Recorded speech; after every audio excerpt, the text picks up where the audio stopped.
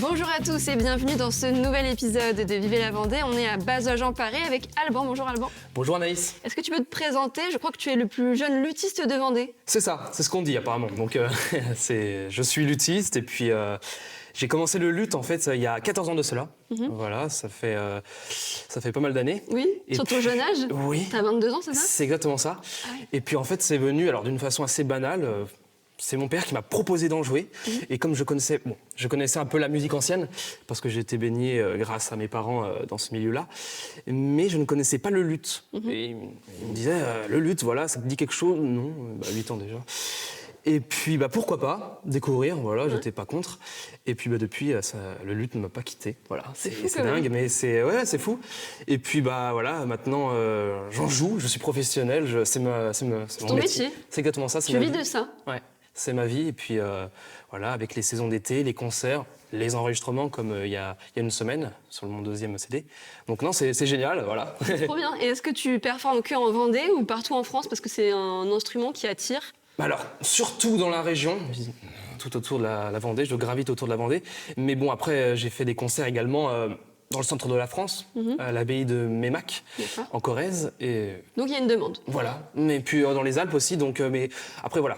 C'est le début, donc je suis ici en ce moment. Mais voilà, après, rien n'empêche qu'avec le futur, avec l'avenir, je me propagerai un peu plus dans la France. Alors le luth, ce qu'il faut savoir, c'est que c'est un instrument du Moyen-Âge, voilà, et également du Moyen-Orient. Il puise sa source au Moyen-Orient, de par son cousin, le oud, qui est un peu le luth oriental, voilà, c'est son cousin.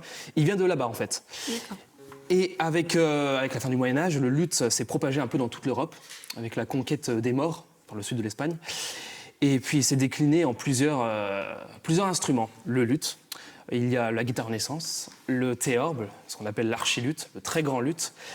Et puis voilà, la mandoline, la sitar, plein d'autres instruments. Donc voilà, c'est un peu cet instrument, quoi. Ça vient de l'Orient.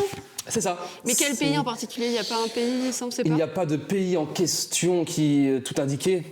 Voilà, on parle du Proche-Orient, voilà, Arabie Saoudite, Israël, tout ça, voilà, tout ce qui est oriental. Voilà. D'accord. Et ça arrive en Vendée. Exactement. Voilà, moi je suis vendéen, donc j'ai appris le luth à La Roche-sur-Yon. Donc, mais voilà, il y en a un peu partout du luth. Bon, c'est rare, mais il y en a qui en jouent.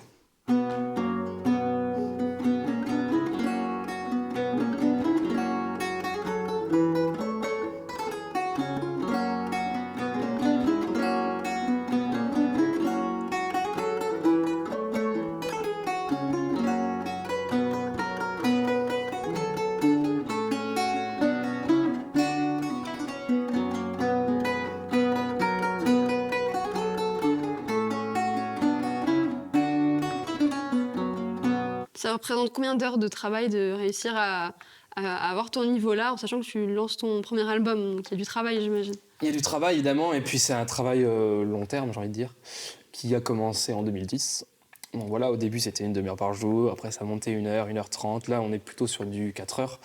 Voilà, après, faut des pauses, évidemment, parce qu'à un moment donné, les mains, elles souffrent, et même le mental, faut faire des pauses, à un moment donné, il faut laisser respirer, mais pour un enregistrement comme il y a une semaine, il faut bien sûr avoir un bon travail derrière.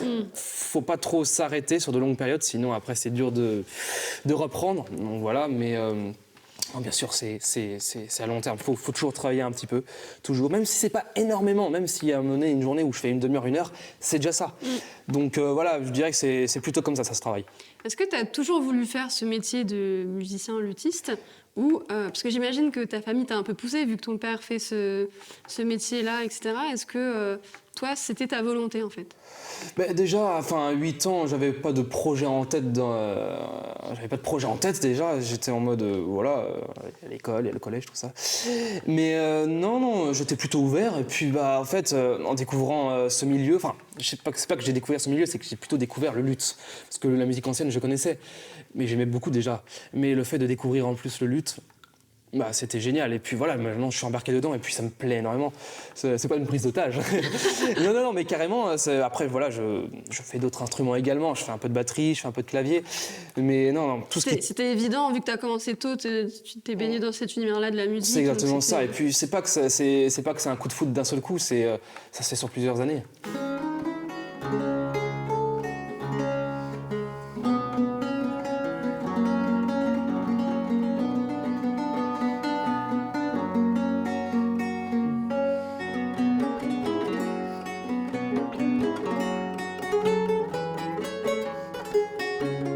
Je me demandais la différence avec la guitare, il y a beaucoup plus de cordes, non? Alors, ici, oui. En fait, ce qu'il faut savoir, c'est qu'il y a 13 cordes déjà, et Ah ouais. elles sont toutes doublées. Cordes doublées, en fait, ça s'appelle un chœur. Et du coup, sur cet instrument, il y en a 6, plus la chanterelle qui est toute seule. C'est la corde la plus aiguë, c'est pour ça qu'elle est toute seule. Mais voilà, oui, effectivement, ça étonne beaucoup les gens, en fait, de voir toutes ces cordes. En fait. Est-ce que ça marche bien avec les filles?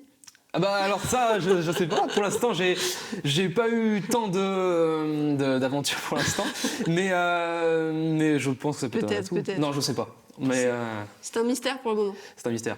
Mais je pense que ça peut jouer. Alors, quels sont tes projets pour un avenir plutôt proche, là? Alors là déjà, je vais faire des intermèdes musicaux dans une semaine dans le cadre du forum du Vendée Globe, voilà, de l'aventure maritime. Et en fait, ce qu'il faut savoir, c'est que je joue en tant que musicien dans la bande-son du projet Grand-Mère Océane. Voilà, c'est le projet qui va être présenté au Vendée Globe, voilà. Là, il y a l'album qui va sortir, l'album que j'ai enregistré il y a une semaine, qui va sortir au printemps. Celui-là, c'est le premier. Exactement, celui-là, c'est le premier, Suzanne un jour. Et le deuxième, je ne sais pas encore le titre, va sortir, ouais, c'est ça, au printemps. Et puis, je suis assez content parce que c'était une très belle expérience. De toute façon, l'enregistrement d'un CD, c'est toujours une expérience assez sympa. Ça change des concerts.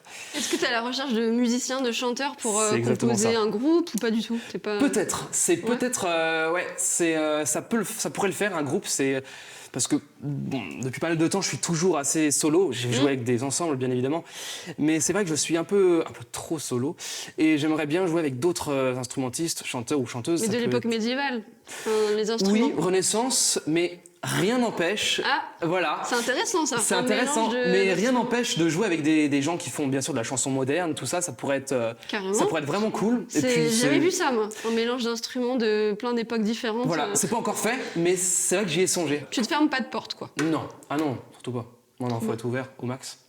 Merci beaucoup, Alban, pour Bah, cet échange. Merci à vous. Et puis on se verra peut-être au Vendée Globe ou sinon pour d'autres Ben, concerts et tout, quoi. Peut-être, le Vendée Globe, le Vendée Globe, c'est l'avant Vendée Globe, c'est le forum, c'est dans une semaine, donc effectivement, on pourrait se croiser dans le Pour un cadre. prochain épisode. Exactement.